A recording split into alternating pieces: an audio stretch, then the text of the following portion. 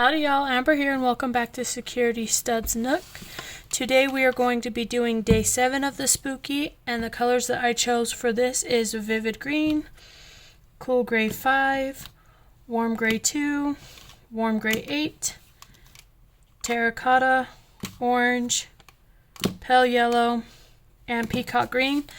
The haunted story that I'm about to play in the background is just from a Google playlist. I hope you guys enjoy the video. Alright, let's start with number 1. Oh, number 1 is a lot. God knows it is not of this world, or no longer of this world.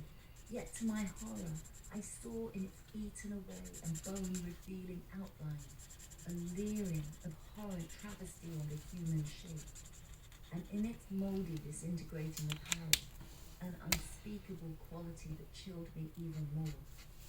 I was almost paralyzed, but not too much so to make a feeble effort towards flight. A backward stumble which failed to break the spell in which the nameless, voiceless monster held me. My eyes bewitched by the glassy orbs which stared loathsomely into them, refused to close, though they were mercifully blurred, and showed the terrible object, but indistinctly after the first shot. I tried to raise my hand to shut out the sight, yet so stunned were my nerves that my arm could not fully obey my will. The attempt, however, was enough to disturb my balance, so that I had to stagger forward several steps to avoid falling. As I did so, I became suddenly and agonizingly aware of the nearest of the carrion thing, whose hideous hollow breathing I half fancied I could hear. Nearly mad, I found myself yet able to throw out a hand to ward off the fleeted apparition, which pressed so close. When in one cataclysmic second of cosmic nightmarishness and hellish accident, my fingers touched the rotting outstretched paw of the monster beneath the golden arch. I did not shriek, but all the fiendish ghouls that ride the night wind shrieked for me, as in that same second it crashed down upon my mind, a single fleeting avalanche of soul-annihilating memory. I knew in that second all that had been. I remembered beyond the frightful castle and the trees, and recognized the altered edifice in which I now stood. I recognized, most terrible of all, the unholy abomination that stood leering before me as I withdrew my sullied fingers from its own. But in the cosmos there is balm as well as bitterness, and that balm is Nepenthe. In the supreme horror of that second, I forgot what had horrified me, and the burst of black memory vanished in a chaos of echoing images. In a dream I fled from that haunted and accursed peril, and ran swiftly and silently in the moonlight. When I returned to the churchyard place of marble and went down the steps, I found the stone trapdoor immovable, but I was not sorry, for I had hated the antique castle and the trees. Now I ride with the mocking and friendly ghouls on the night wind, and play by day amongst the catacombs of Nefer and Ka, in the sealed and unknown valley of Hathor by the Nile. I know that light is not the moon, save that of the moon over the rock tombs of Neb, nor any deity, save the unnamed beast of Nitocris beneath the Great Pyramid. Yet in my new wildness and freedom, I almost welcome the bitterness of alienage. For although Nepenthe has calmed me, I know always that I am an outsider, a stranger in this century, and among those who are still men. Stretched out my fingers and touched the cold and unyielding surface of polished glass.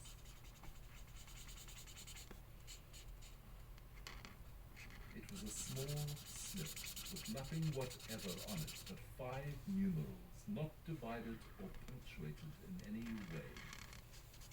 1, 1. Okay, there's all of them. Let's go to number 2, which is Cool Gray 5. But there was a light in his eye. Suddenly he made a face and then asked, "Do you suppose that Mr. Eldred can have more clue than you as to the title of the book?" "I have sometimes thought he must," said Mrs. Simpson, "and in this way that my uncle must have made the will not very long before he died. That, I think, he said himself, and got rid of the book immediately afterwards." But all his books were very carefully catalogued, and John has the catalogue, and John was most particular that no books whatever should be sold out of the house. And I'm told that he is always journeying about to booksellers and libraries, so I fancy that he must have found out that just which books are missing from my uncle's library, or those which are not entered in the catalogue. They must be hunting for them. Just so, said Mr. Garrett, and relapsed into thought. No later than next day, he received a letter by which he told Mrs. Simpson with great regret, made it absolutely necessary for him to cut short his stay in Burnstow. Sorry as he was to leave them, and they were at least as sorry to part with him, he had begun to feel that a crisis all-important to Mrs. and shall we add Miss Simpson was very possibly supervening. In the train, Garrett was uneasy and excited. He racked his brains to think whether the press mark of the book which Mr. Eldred had been inquiring after was one in any way corresponding to the numbers on Mrs. Simpson's little bit of paper. But he found to his dismay that the shock of the previous week had really so upset him that he could neither remember any vestige of the title or nature of the book, or even of the locality in which he had gone to seek it. And yet all other parts of the library topography and work were as clear as ever in his mind. Okay, that looks like it's all for number 2. Let's go to number 3. He stamped with annoyance at the thought of it. He had Which at first is Warm Grey 2. hesitated and then had forgotten to ask Mrs. Simpson for the name of the place where Eldred lived. That, however, he could write about. At least he had his clue in the figures on the paper. If they referred to a press mark in his library, they were only susceptible of a limited number of interpretations. They might be divided into 11334, 1133-4, or 11334. He could try all of these in the space of a few minutes, and if any one were missing, he had every means of tracing it. He got very quickly to work, though a few minutes had to be spent in explaining his early return to his landlady and his colleague. 11334 was in place, and contained no extraneous writing. As he drew near to class 11 in the same gallery, its associations struck him like a chill. But he must go on. After a cursory glance at 1133-4, which first confronted him, and was a perfectly new book, he ran his eye along the line of quartos which filled 11-3. Alright, there's that for number 3. Let's go to number 4. 34 was out.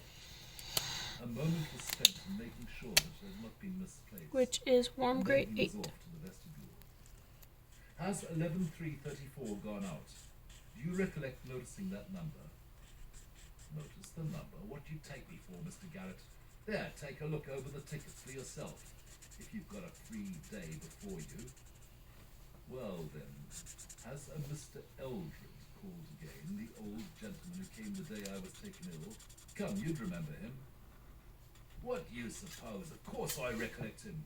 No, he hasn't been in again. Not since you went off for your holiday. And yes, I seem to... There now. Roberts will know. Roberts, do you recollect the name of Eldred? Not half, said Roberts. You mean the man that sent a bob over for the price of the parcel, and I wish they all did? Do you mean to say you've been sending books to Mr. Eldred? Do speak up, have you? Well now, Mr. Garrett, if a gentleman sends a ticket all wrote correct, and the secretary says this book may go to that box addressed, sent with a note, and a sum of money sufficient to defray the rail charges, what would your action in the matter be, Mr. Garrett, if I may take the liberty of asking such a question? Would you or would you not have taken the trouble to oblige, or would you have chucked the whole thing under the counter and... You were perfectly right, of course, Hudson. Perfectly right. Only, would you kindly oblige me by showing me the ticket Mr. Eldred sent and letting me know his address? To be sure, Mr. Garrett, so long as I'm not acted about it and informed that I don't know my duty, I'm willing to oblige in every way feasible in my power. There's the ticket on the file. J. Eldred, 11334. Title of the work, well, there, you can make what you like of it. Not a novel, I should hazard a guess. And And here is Mr. Heldred's note applying for the book in question, which I see he terms it as a track.